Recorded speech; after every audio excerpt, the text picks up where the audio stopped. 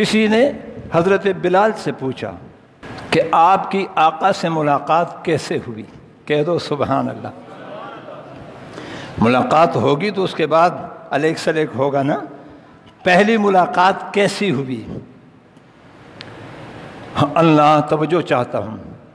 حضرت بلال فرمانے لگے کہ سردی کا زمانہ تھا اور مجھے سخت بخار تھا، میں غلام 24 گھنٹے مزدوری میں ہوتا ہے، مجھے باہر کے حالات کا کوئی عطا پتہ نہیں، باہر کون ہے کیا ہو رہا ہے۔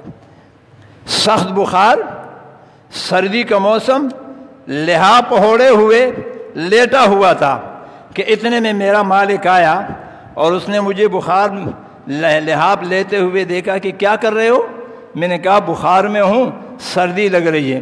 کہا اس نے وہ جو اوپر میں نے اوڑھا تھا وہ بھی چھین لیا اور سزا کے طور پر جس دروازے سے ہوا آ رہی تھی اس دروازے پر مجھے بٹھایا، کہا 24 گھنٹے تو نے یہاں چکی کرنی ہے۔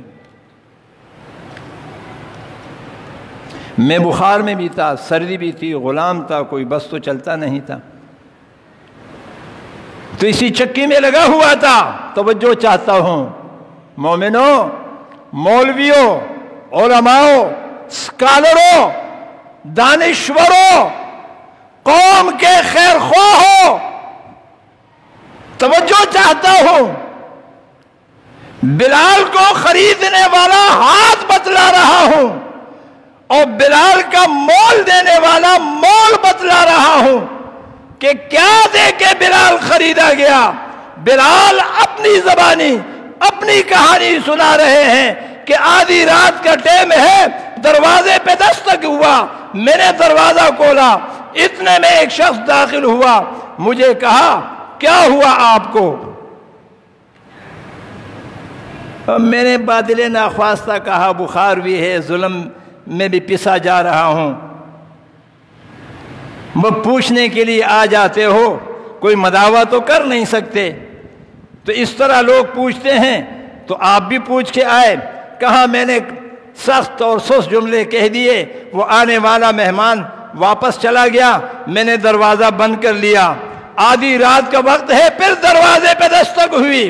جب دروازے پہ دستک ہوئی میں نے دیکھا تو وہی شخص جسے میں نے بہت کچھ کہا تھا، وہ ایک ہاتھ میں دودھ کا گرم دودھ کا پیالہ اور دوسرے ہاتھ میں کھجورے، کہہ دو سبحان اللہ، اور مجھے کہا یہ کھجورے کھالو اور یہ گرم دودھ پی کے اوڑھنی اوڑھ کے لیٹ جاؤ۔ میں نے کہا میں کیسے لیٹوں؟ چکی، کہا چکی تمہیں صبح جو پسا ہوا مل جائے گا۔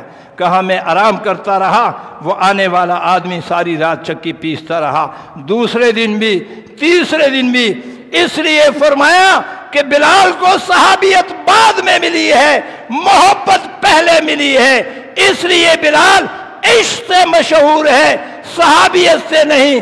ابھی مسلمان نہیں ہوئے ہیں اور عاشق ہو گئے ہیں، پوچھا آپ کون ہے؟ کہا میں محمد الرسول اللہ ہوں۔